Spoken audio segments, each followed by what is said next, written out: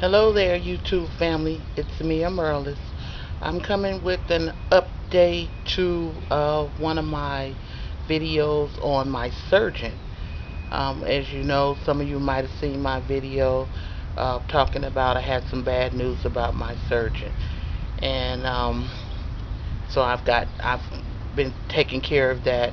I've gone to the board of surgeons to find out if he had any grievances against him. He didn't have any lawsuits. There were no lawsuits. Um, Basically, oh, and I also went to Obesity Help, and they had 28 um, former patients on him that gave him, pretty good review.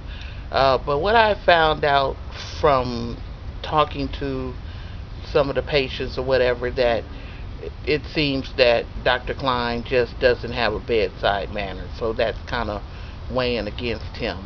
Um, I will get a chance to actually talk to him in about another week and really put my cards on the table, because it's very important to me that I do this.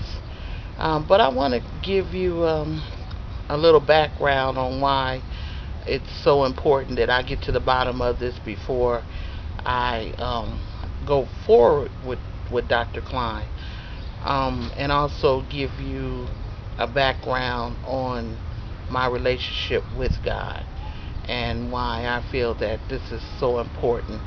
Um, 24 years ago, I had a similar situation, not so much with a surgeon, but I was pregnant with my first child, and she's 24 years old now. And I was always told that I have a pelvic condition where my pelvis is only big enough to actually deliver a 1 pound baby. So I would never be able to have a child naturally.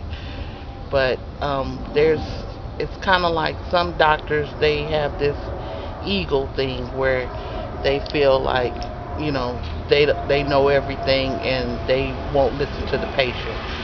So I went into the hospital to give birth to my child, going in with the understanding that I was to have a C-section. And for whatever reason, the doctor that was on call, I explained to him that, that I was supposed to have a C-section and I'm not supposed to have a child naturally.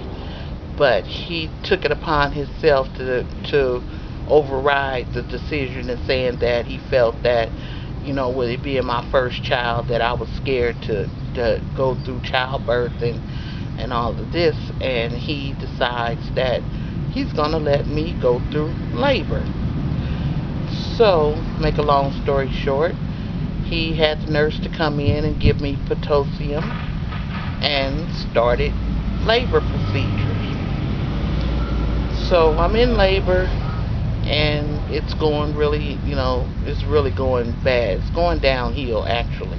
I'm like 12 hours into it, and then I was just, just in so much agony. And I asked him, finally, I told my mother to call my doctor and, let this man know, come to the hospital and let him know what's going on. So they, end up contacting my doctor, and he did tell them that I was not supposed to go into labor. But by through the interim of that, my daughter got into distress. So every time that she was having I was having a contraction, her heart was almost stopping. So once they finally get a hold to my doctor, and my doctor by this time is livid. He couldn't understand what was going on. So by that time they rushed me into surgery, and they did an emergency C-section that went terribly wrong.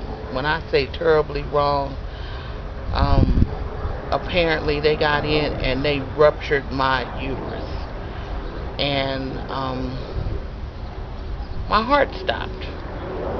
And it's really weird. People say that you can see that white light.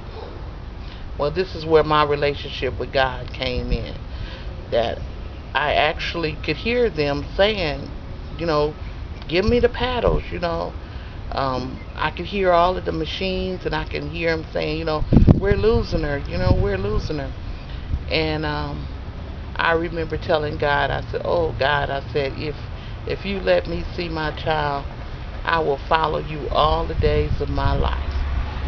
And it seemed like everything just started going into fast motion, and I kind of woke up on the table, and you know felt that I was coming back, and everybody was rushing around and trying to hurry up and you know trying to fix a mistake that they had made.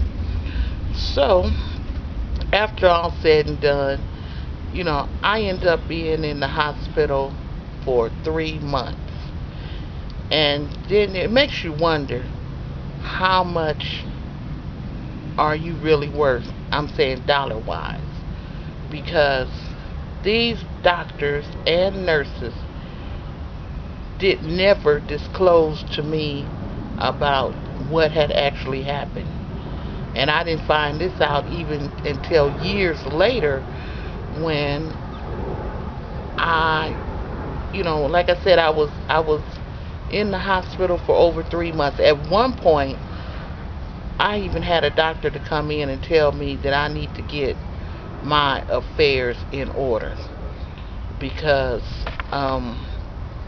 that they felt that I wasn't going to make it. I had been there so long, an infection, there was some type of infection in my body, and they could not find out what was going on, because every day at 3 o'clock on the dot, you could set your watch where I ran this 102 fever, and they never could figure out. And like I said, this went on for 3 months. So I had my pastor to come to the church, and he came with some of the deacons and a couple of the deaconettes, and I asked them to pray for me, because at this time they're saying there's really nothing else they could do for me. And I asked them to pray for intervention. And 2 days later, um, um, one of the doctors said, "We're going to try one other thing." He brought in a internist, a specialist, and he had me lay on my back, and he was pushing around on the bottom half of my stomach, and he was asking me, "Did this hurt?" So he said he hit one spot that almost sent me through the roof. I mean, that hurt me so bad, until I just thought I was going to lose my mind. So he took something that looked like about this long, and it looked like a butter knife. And he said, "Well, we're going to have to do this. I'm going to open up this incision, and we're going to see what's going on." So he took it, and he literally went and he sliced me like a cake. But at that point, I felt, I mean, it just immediately, it just popped out. I mean, so much infection. And it felt like something came from the bottom of my toes that went all the way through my body and popped out the top of my head. At that point, I didn't have any more fevers um, for the rest of the time in the hospital. But 7 years later, come to find out, I gotten pregnant with my second child, and I was telling this doctor, and I said, you always have to be your own self advocate, because you have to make somebody listen to you. So I was telling this doctor about all of the complications, all of these things, and he kept trying to order the files, and he could never get the files, and we could never understand why that they wouldn't send the file. So in the interim of that, since he couldn't find out exactly what went on, he put me on high risk. So he had me coming to the doctor every month. So after about 2 months of not being able to get my files, he decides to get in his car and actually drive to the hospital where I had my first daughter and demand the files. So they finally did release them. And the reason why I said earlier, what are we worth dollar wise? The reason why, come to find out, the reason why that they would not release my files, because they was trying to let the statute of limitations for me to be able to sue them to run out, because they never disclosed. They all the time in the hospital, they just kept saying I had contracted some infection, but what they failed to disclose was the infection was due to them getting in and literally obliterating my uterus. And when my doctor for my second daughter, when he got back to that office, the first thing he asked me was, did they ever tell me that I shouldn't have another child? And I said no. He is the one who told me about what had happened, the reason why I was in the hospital for 3 months, and that they were basically running and tucking and hiding their tail, trying to avoid a lawsuit. So I say that to say this, YouTube family, we need to stay prayed up at all times. I want to also, say to, what is it? Her name is Candace Sweet Enough, and she's asking for the YouTube family to give prayers for her friend Vicky. And basically, Vicky is experiencing pretty much the same thing I experienced, but hers is weight loss. She has a surgeon apparently that was not, qualified to do weight loss surgery, and basically turned her into a guinea pig. And now she is fighting for her life. And as a YouTube family, I want us to, be prayerful for Vicky, because that's what we do as a family. We need to stay prayed up, and we have to uplift one another. And I'm not, I'm not trying to share this to scare other, YouTube people who are pre-op, but these are things that we need to know. We need to understand, because, we, in some cases, with some of these doctors, we are just dollar signs. We are no longer people. So we have to be our own self-advocate and, stay on top of, investigating our surgeons and making sure that they're the right man or woman for the job. So, this is, please, let's support Vicky, and, give Candace Sweet Enough. She hasn't posted a link for Vicky, but if you go to Candace Sweet Enough, she says that she will relay all of our prayers and comments to Vicky. And like I say, I'm still investigating my surgeon, making sure that he's going to be the right one for me, because I don't want to take anything lightly. I am a child of God, but sometimes we have to be our own self-advocate and make sure that we're not going into something blindsided, and we have a full understanding. But YouTube family, let's support one another. Let's stay prayed up. Let's make sure that we share everything with one another, whether it be good or bad or indifference.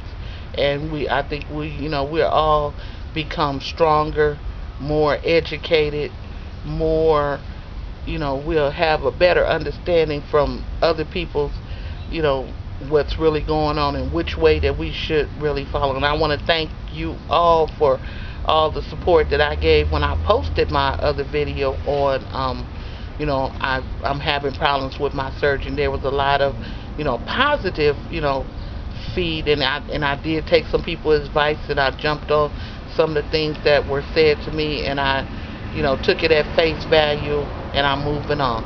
But today, before I leave, I want to leave you with a quote, and it's on persevere. Persevere. It's not a choice. It is a must for those who choose to survive. In addition, if we are going to achieve our goals in life or to become successful in any way, we must choose to persevere. We must stay focused on our goals by keeping them in view while we are running the race to save our lives. Bear in mind that we are going to experience many failures, run into many obstacles, and encounter many barriers on the road of our destination. But we must continue to persevere. God has already given us the power to become overcomers. And at this time, I like to have my YouTube family touch and agree that we're going to survive our journey and stay prayed up and support our family. And until I meet you again, I give you much love, and I'll talk to you later.